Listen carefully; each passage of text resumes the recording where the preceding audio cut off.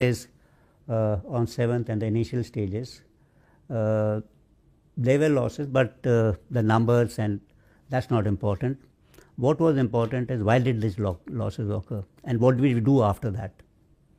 So we rectified tactics and then went back on 7th, 8th and 10th in large numbers to hit air bases deep inside Pakistan.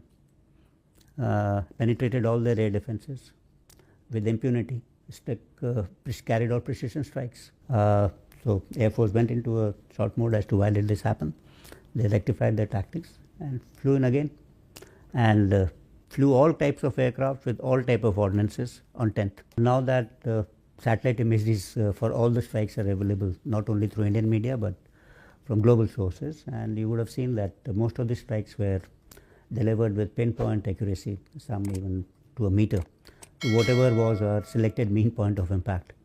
So we were quite certain that none of them will go astray and they will land at the places where we desired them. There's a lot of space before that nuclear threshold is crossed.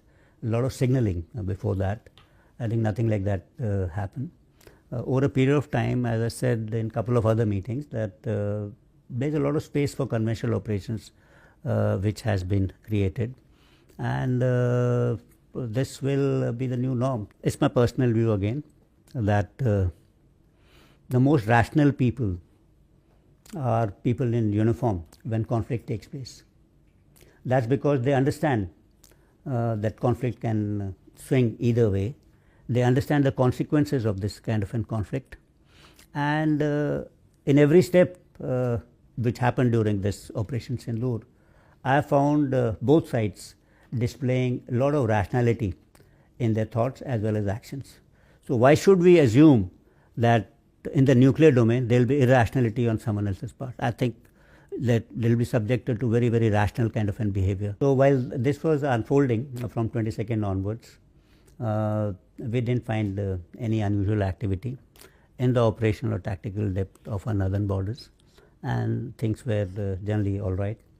And as regard the assistance provided to Pakistan during this particular conflict, you all aware that almost 80% of the equipment which Pakistan has procured in the past few years actually has been procured from China.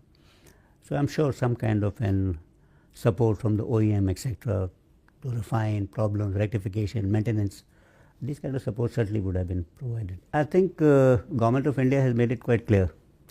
They have laid down the limits of the tolerance against terror activities emanating from Pakistan, and it's quite clear that India is going to respond precisely and decisively should there be any further terror attacks emanating from Pakistan. So that's, I think, has its own dynamics as far as the armed forces are concerned. It will require